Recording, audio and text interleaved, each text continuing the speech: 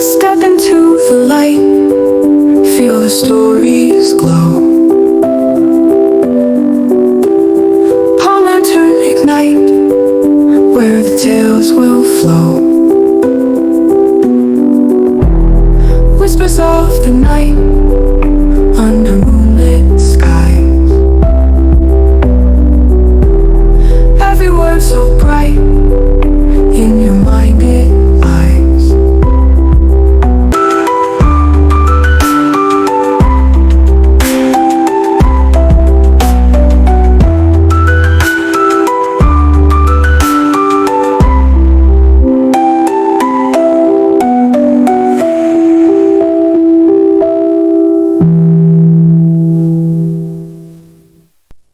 King Niall sat on his throne, surrounded by his wife and children, when the palace guard entered with grim news. The 3-month-old baby girl of Chief Benin and his last wife, Sheba, had the dreaded disease. Her skin was covered in rashes and painful, fluid-filled blisters, making her cry out in agony. The disease had struck before, decades ago, when Niger, the village's best palm wine tapper, and his wife Enoma, the best dancer, had a child with the same condition. That same year, the village endured a terrible famine, and the people believed it was all connected. The chief priest, after consulting the oracles, declared the child cursed and possessed by evil spirits. As a result, the baby was abandoned in the evil forest to cleanse the village. Now, Chief Benin's baby faced the same fate. King Niall was heartbroken. Chief Benin was his favorite advisor, wise and loyal. The king wished he could stop the tradition, but he felt trapped by the customs of his ancestors. The dreaded night came. The village youths gathered in front of Chief Benin's hut. His last wife, Sheba, the mother of the child, cried throughout the night. Everyone tried to console her, but to no avail. She had been childless for more than 10 years. Finally, the gods shone their faces on her. She couldn't understand how the gods would bless and curse her. She started asking questions about the credibility of the village priest. But her husband called her to order. In his voice, the gods cannot be questioned. She adorned her baby with a beautiful necklace that she inherited from her mother, and prayed that the gods in their infinite mercy would spare her child. As the youths stepped into the house to take the child, Sheba grabbed one of them by his shirt. Her husband had to step in. He held her tightly as they took the child away. Sheba wailed uncontrollably. The first 2 wives of Chief Benin felt pity for her and consoled her. But the third wife was secretly happy. She was jealous. She used to be Chief Benin's favorite wife, before he married Sheba as his last wife. Chief Benin has transferred all his attention to Sheba. The third wife would console Sheba and make mocking statements about how some women were not destined to have children. On hearing this, Chief Benin scolded her and sent her away from his living chamber.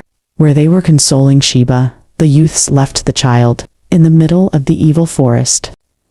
Meanwhile, in the village outskirts, a young woman named Kenya lived with her parents, Amos and Edo. Amos was a humble farmer, and his wife Edo was an herbalist who gave medicine to the villagers. She couldn't find solutions to the dreaded disease. Kenya was known for her curiosity. Her childhood was spent climbing the hills and swimming in the streams, always seeking answers and daring to explore where others wouldn't.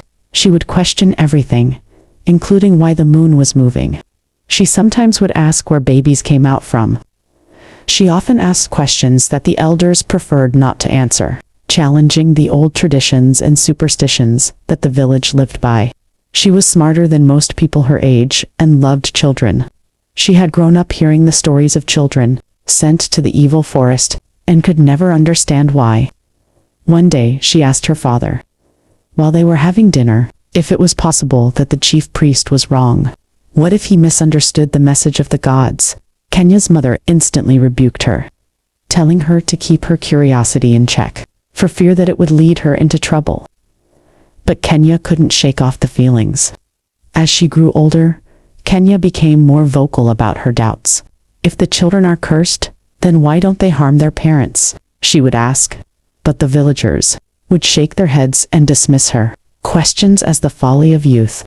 Kenya had always loved children. Even from a young age, she had a natural ability to calm babies and make them laugh. So when she started her small daycare in the outskirts of the village, it was no surprise that many mothers quickly entrusted her with their babies and toddlers.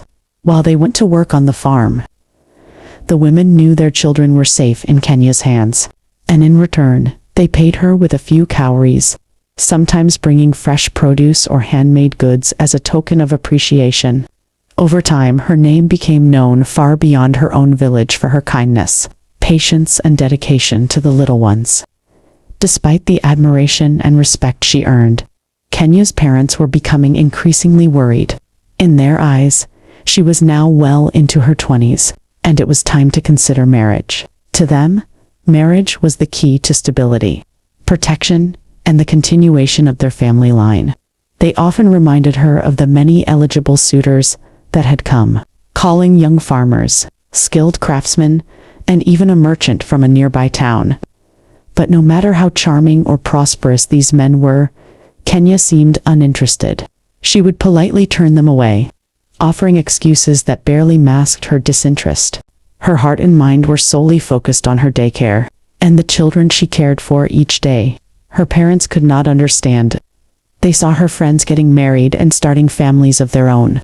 They worried that by devoting herself entirely to the daycare, Kenya would miss out on opportunities for a family and security.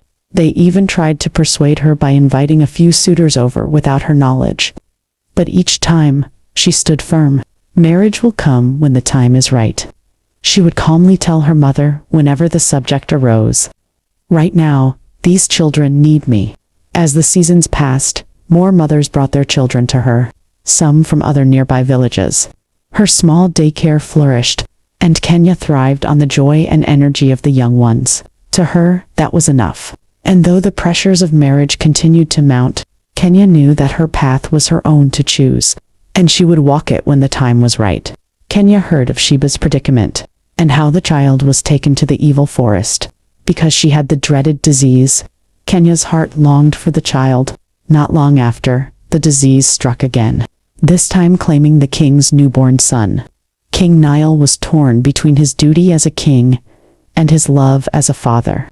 He allowed the village youths to take his child, but he couldn't shake the feeling that something was wrong with the old beliefs. King Nile couldn't sleep throughout the night. It was a dicey situation for him. He paced the corridors of his palace. His mind was entangled with conflict and fear.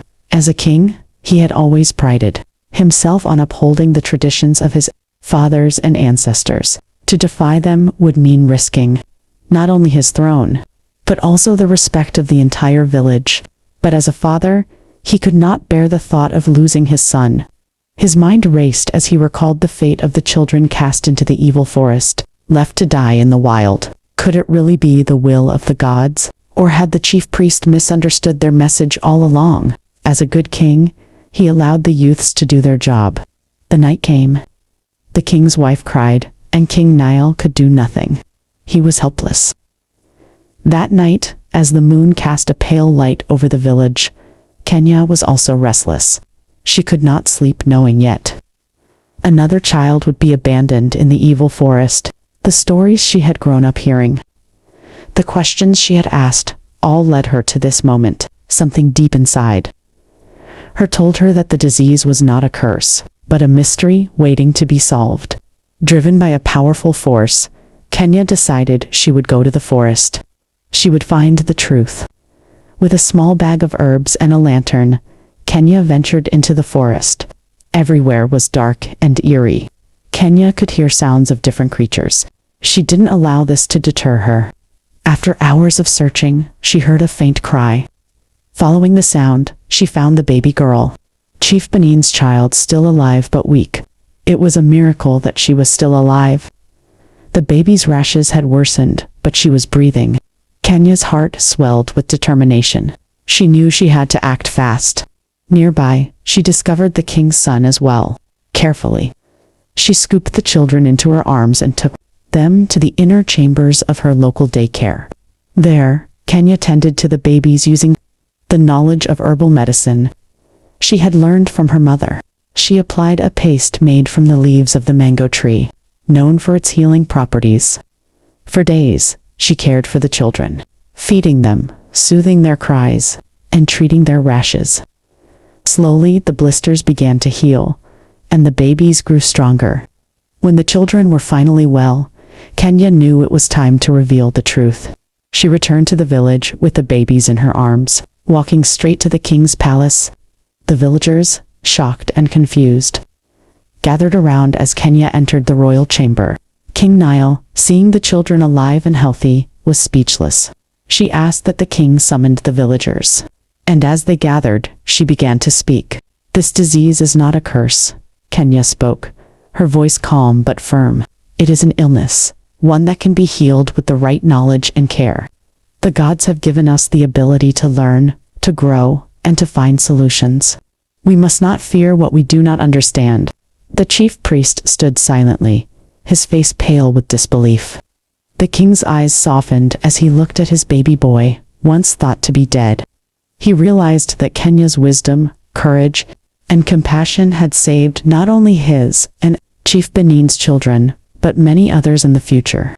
He turned to the chief priest and, with a heavy but resolute heart, declared, "The old ways have blinded us for too long.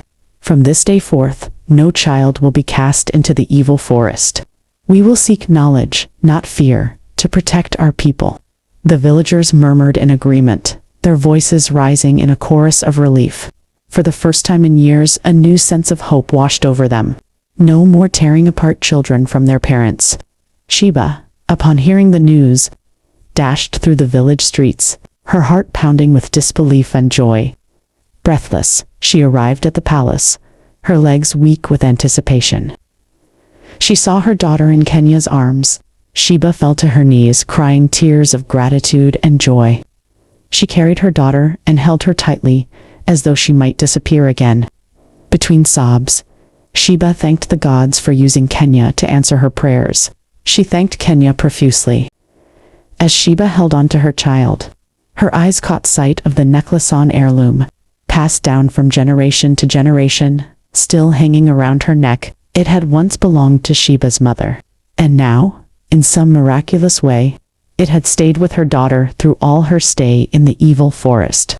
Her fingers traced the familiar lines of the pendant, and she hugged her daughter once more, her tears flowing freely.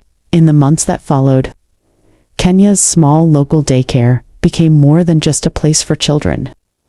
It transformed into a center of learning for the entire village. The adults, who once clung to rigid beliefs and ancient traditions, began to gather, curious about the new ways Kenya spoke of, about medicine, knowledge, and the courage to question what they had always known. She taught them that wisdom was not stagnant, but could grow and change with understanding. Her teachings opened their eyes to new possibilities, and slowly the village began to transform. King Nile, deeply grateful for Kenya's bravery and wisdom, appointed her as the royal healer and advisor. She accepted the role out of a desire to help her people, to show them that their future lay, not in fear or superstition, but in the power of compassion and learning. Together, she and the king worked tirelessly to heal the village from the deep wounds of ignorance and fear. Kenya never married, choosing instead to dedicate her life to her village. She became a legend, known for her healing abilities and for the wisdom and love she imparted to her people. She lived a long, fulfilling life, and when she passed away, the entire village mourned in her honor. A statue was placed in front of the palace, reminder of the woman who had taught them to see beyond the limits of tradition. The statue stood tall, with Kenya's eyes gazing forward, as if always searching for the next answer, the next question, and the next way to bring hope to her people.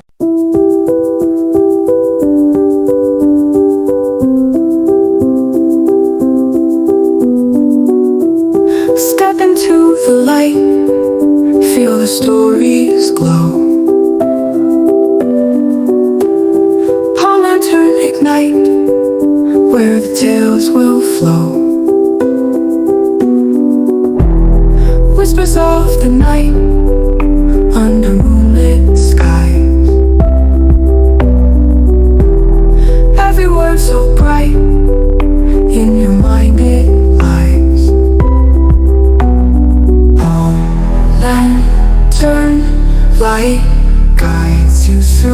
the night.